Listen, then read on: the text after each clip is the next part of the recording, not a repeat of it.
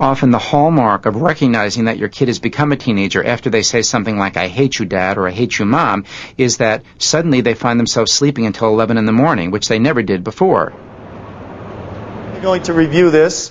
White House Diary. First period is just wrapping up in this 9th grade English classroom. No, we haven't done this, so nobody has this yet. Okay, this is the last story.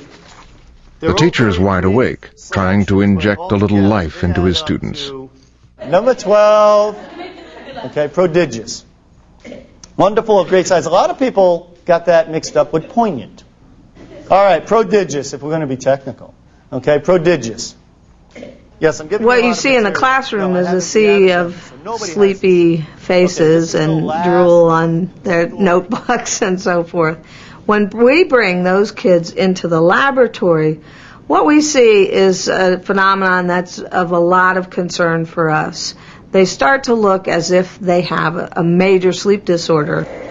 At a sleep lab in Rhode Island, Director Mary Carskaddon has become a world expert on adolescents and how they sleep.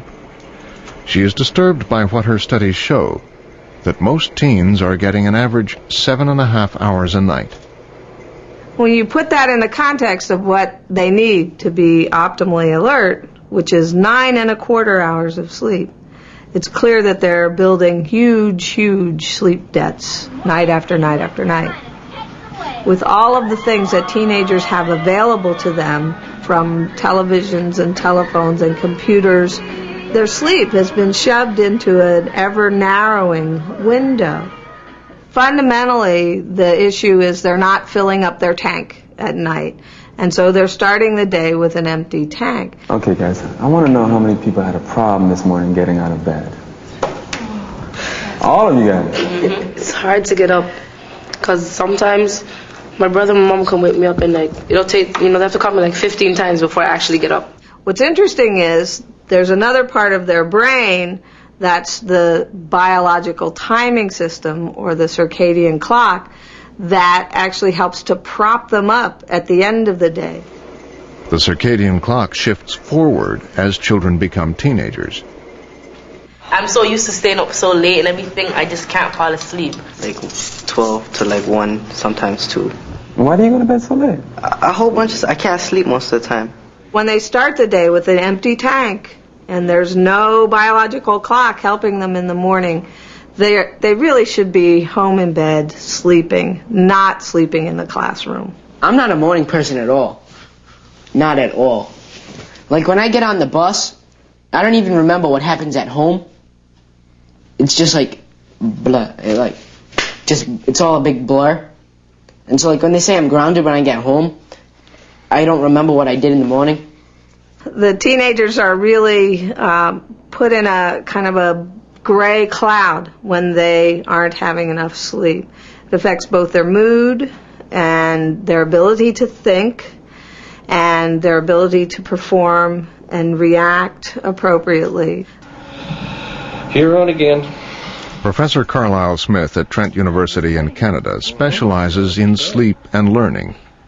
We asked Dr. Smith to run both Nicole and Charlie through a series of sleep studies. Go. Both teens will perform certain tasks, go to sleep for the night, and come back 3 days later to repeat them. It doesn't matter what skills they have coming into the test. It will simply measure, under various amounts of sleep, whether they will improve their skills.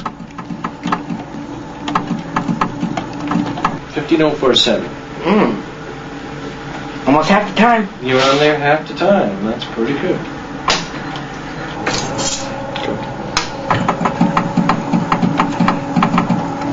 The exercises are designed to get the brain learning something new.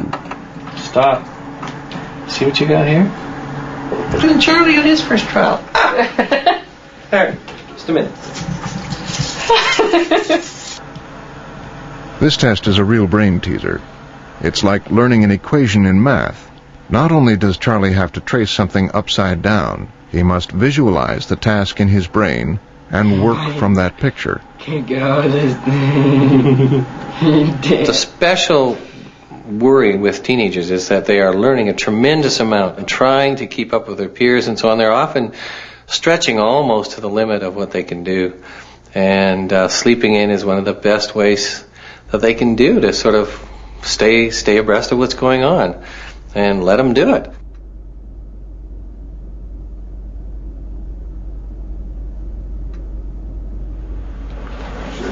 Yeah, who makes the beds? I do. Can you make mine again? Yeah, I'll make it up for you. Did you mess it up? No, it was just from everybody being in it. Yeah, I'll make it nice for you. Hospital corners? No. No? No, I'll give you lab corners. It would seem hard to go to sleep this way, but Jeremy Jacob needs to measure exactly what stage of sleep Nicky is in. He's particularly interested in REM, rapid eye movement, the time of dreaming and learning. The same part of the brain that was working when the teens were learning their new skills continues to rehearse and practice when the students sleep. The brain consolidates and improves on what they have just learned. In a sense, the lessons are effortless, happening while they sleep.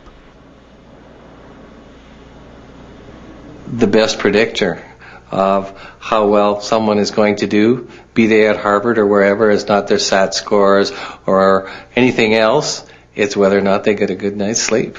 And then up again to 2. And 3 days later, the teens are back. Charlie and Nicole, one of you got a normal night of sleep almost. What normally happens is you start off with what's called a little stage 1, and you go to 2, 3, 4. Nicole, she got 105 minutes of REM sleep. That's quite a bit. Charlie, on the other hand, you only got 44 minutes. You got less than half of what she got. So you're a little short on REM sleep, and as it turns out, that's going to be pretty important as to what happened to your tests. Smith had purposely arranged for Charlie to have less sleep. Now, after retesting the two students, the evidence is clear about how important sleep is to learning. You improved by 6% on the ball and cup. I improved? You improved by 6%. I thought I did crappy. No, you improved by 6%. But Nicole improved 11%. We're looking at your degree of improvement. And in terms of improvement, you didn't improve as much as Nicole did. So she was over double what you had. Now then, the mirror trace. This, we think, requires REM sleep. Nicole, who got lots of REM sleep, she improved 44%. And you, Charlie, you were worse by 10%. I can't tell you any more clearly. Having a good night's sleep will give you more of an advantage than anything else you can do. Now, you can relearn this stuff, but you're going to run out of time. So every day you say, well, I'll catch up. But while you're catching up, Nicole is busy going ahead. I think maybe you should go to bed now.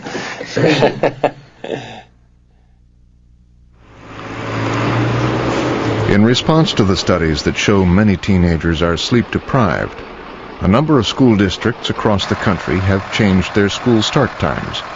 In Minneapolis, high schools start over an hour later than they did 5 years ago. Trevor Nelson notices a big change in first period class.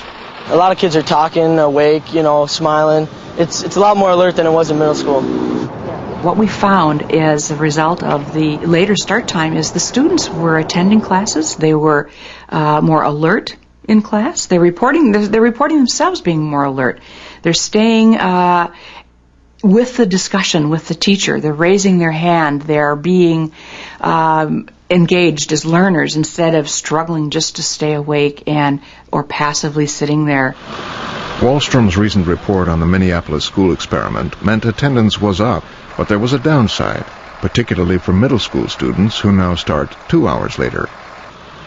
I think it's really hurt after-school programs. Occasionally I'll leave school at 4:30 and I'll see students leaving the building, and then at middle schools, and I think you have no time to go have any kind of after-school activities, including tutoring or sports or anything, before you need to be home and having dinner with your families, which is an important time as well. And there's, for every study that says kids do better with late start times academically, there's studies that say kids do better when they're involved in activities and sports and choirs and drama and all those things. And so I think it's limited the amount of kids that can be involved in that kind of stuff.